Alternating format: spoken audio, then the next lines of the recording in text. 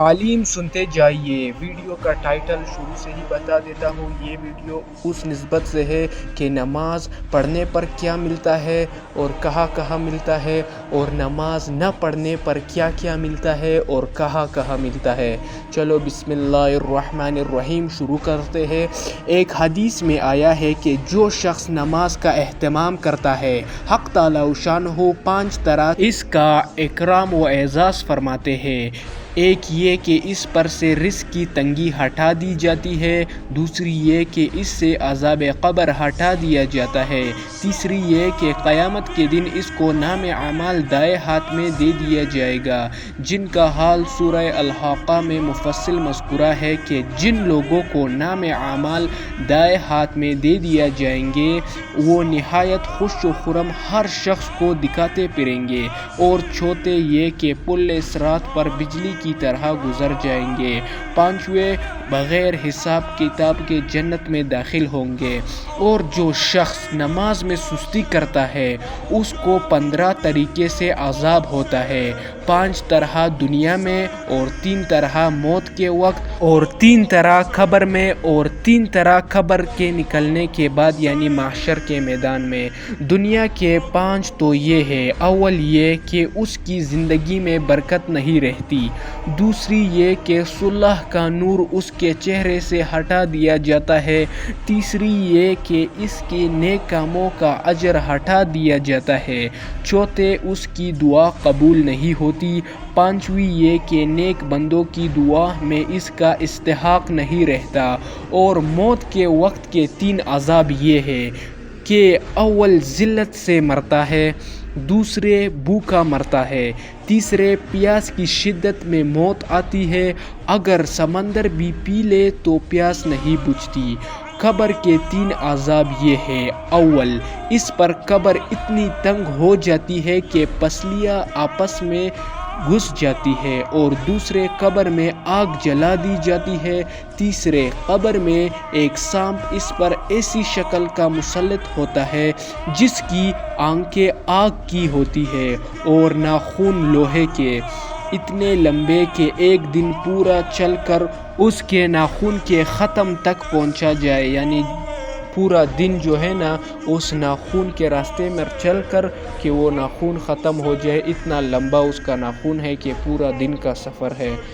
اس کی آواز بجلی کی کڑک کی طرح ہوتی ہے، وہ یہ کہتا ہے کہ مجھے میرے رب نے تجھ پر مسلط کیا ہے کہ تجھے صبح کی نماز ضائع کرنے کی وجہ سے آفتاب کے نکلنے تک مارے جاؤ، اور ظہر کی نماز ضائع کرنے کی وجہ سے عصر تک مارے جاؤ، اور پھر عصر کی ضائع کرنے کی وجہ سے غروب تک مارے جاؤ، اور مغرب کی وجہ سے عشاء تک، اور عشاء کی وجہ سے صبح تک مارے جاؤ۔ جب وہ ایک دفعہ اس کو مارتا ہے تو اس کی وجہ سے وہ مردہ 70 ہاتھ زمین میں دھس جاتا ہے، اسی طرح قیامت تک اس کو عذاب ہوتا رہے گا۔ اور قبر سے نکلنے کے بعد 3 عذاب یہ ہے، ایک حساب کتاب سختی سے کیا جائے گا، دوسرا حق تعالی شانہ کا اس پر غصہ ہوگا، تیسرے جہنم میں داخل کر دیا جائے گا۔ یہ کل میزان 14 ہوئی، ممکن ہے کہ 15واں بھول سے رہ گیا ہو، اور ایک روایت میں یہ ہے کہ اس کے چہرے پر 3 سطریں لکھی ہوئی ہوتی ہے، پہلی سطر او اللہ کے حق کو ضائع کرنے والے، دوسری سطر او اللہ کے غصے کے ساتھ مخصوص، تیسرے سطر جیسا کہ تو نے دنیا میں اللہ کے حق کو ضائع کیا، آج تو اللہ کے رحمت سے مایوس ہے۔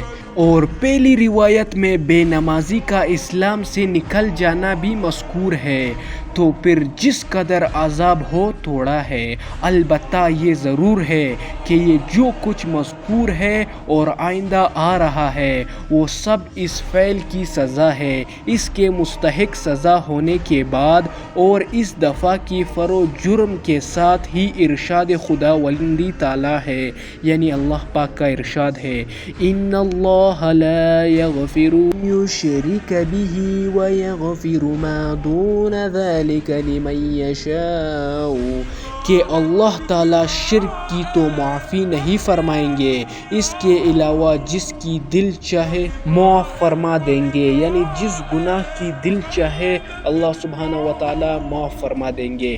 اس آیت شریفہ اور اسی جیسی آیات اور احادیث کی بنا پر اگر معاف فرما دے تو قسمت ہے۔ حضور صلی اللہ علیہ وآلہ وسلم کا معمول تھا کہ صبح کی نماز کے بعد صحابہ رضی اللہ تعالی عنہ سے دریافت فرماتے کہ کسی نے کوئی خواب دیکھا ہے، اگر کوئی دیکھتا تو بیان کر دیتا۔ حضور صلی اللہ علیہ وآلہ وسلم کی تعبیر ارشاد فرما دیتے۔ ایک مرتبہ حضور صلی اللہ علیہ وآلہ وسلم نے حسب معمول دریافت فرمایا، اس کے بعد ارشاد فرمایا کہ میں نے ایک خواب دیکھا ہے کہ دو شخص آئے اور مجھے اپنے ساتھ لے گئے۔ اس کے بعد بہت لمبا خواب ذکر فرمایا جس میں جنت، دوزخ اور اس میں مختلف قسم کے عذاب لوگوں کو ہوتے ہوئے دیکھے۔ شخص کو دیکھا کہ اس کے سر پر پتھر کچلا جا رہا تھا اور اس زور سے پتھر مارا جاتا ہے کہ وہ پتھر لڑکتا ہوا دور جا پڑتا ہے۔ اتنے میں اس کو اٹھایا جاتا ہے، وہ سر پھر ویسا ہی ہو جاتا ہے تو دوبارہ اس کو زور سے مارا جاتا ہے۔ اسی طرح اس کے ساتھ برتاؤ کیا جا رہا ہے۔ حضور صلی اللہ علیہ وآلہ وسلم نے اپنے دونوں ساتھیوں سے دریافت فرمایا کہ یہ کون شخص ہے؟ انہوں نے بتایا کہ اس شخص نے قرآن شریف پڑھا تھا اور اس کو چھوڑ دیا تھا اور فرض نماز چھوڑ کر سو جاتا تھا سے معلوم ہوتا ہے یا فجر کی نماز ہوگی یا عشاء کی نماز ہوگی۔ آگے پڑھتے ہیں۔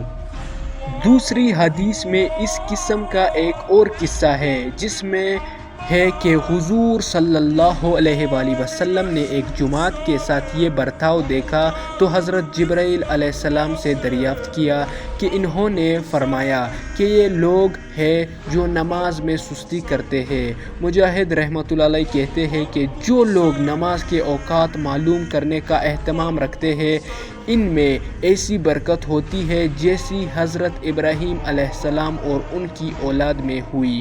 ایک صحابی رضی اللہ تعالی عنہ ارشاد فرماتے ہیں کہ جب حضور صلی اللہ علیہ وآلہ وسلم کے گھر والوں پر خرچ کی کچھ تنگی آتی تو آپ صلی اللہ علیہ وآلہ وسلم ان کو نماز کا حکم فرماتے اور یہ آیت تلاوت فرماتے: اہلک بالصلاة واصطبر علیہا لا نسألک رزقا نحن نرزقک والعاقبۃ للتقوی۔